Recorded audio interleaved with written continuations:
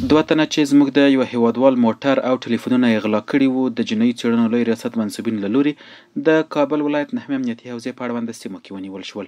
د جنایي څېړنو لوی ریاست مرستیال یې په اړه داسې وایي: دغه مسلمان خپل موټر و، څه کسان یې مخې ته درېدلي وو، 2 کسان 3 کسان ورته درېدلي وو، البته مسلح. بیا یې ده ته ویلي چې یا موږ تر یو ځایه پورې یوسئ یا داسې خود مسله به راغلې وي ترمنځ.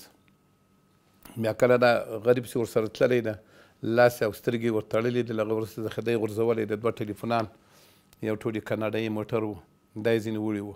هغه سړی چې په موټر کې سپر سوی و زموږ د کشفي ارګانو متعلق د تحقیقات جنایي د ملګرو هغه تعقیب روان و، خو بیا هغه د ټلیفونو په رابطه باندې هم هغه کس ونیوی، هم یې بل کس ورسره ونیوی، هم هغه موبایلونه و، هم موټر. دا ټول الحمدلله د خدای پاک په فضل و په نصرت سره خپل مالک ته وسپارلو.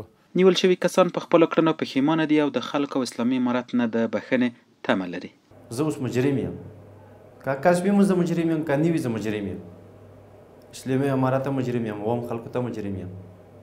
زه دا ټولو موپیم غواړم، هیله کوم چې موب کړي او په دغه مونه ډېر باد شوي دي، نو زه اوس موپی غواړم ټولو نه. بل لور ته بیا د موټر اصلی څښتن د جنایي څېړنو لوی ریاست منصوبینو له هڅو مننه کوي. طرف یک عروسی می رفتیم، دو نفر هم کارمندا استاد بودن، ما را استاد کردن به نام ریاست 90. از معلومات خواستن که کجا میری، به خاطر چی مسنادای ما را خواستن که ما سر موتر شکستیم، همراهشان بالا شدم رفتیم تا چاره مسعودم. در چاره مسعود از اونجا چشمای ما رو بسته کردن که داخل ریاست میشیم. بعدش فهمیدم که موتر سرقت شده. ریاست تحقیقات جنایی نمیجا عریضه داده بودم، نمیجا موتر ما رو پیدا کردن. تشکری از تمام کارمندا، از رئیس صاحب. پاتې د نوي چې غلا کړل شوي موټر او ټلیفونونه د یاد ریاست له لوري خپل اصلي مالک ته ور وسپارل شول.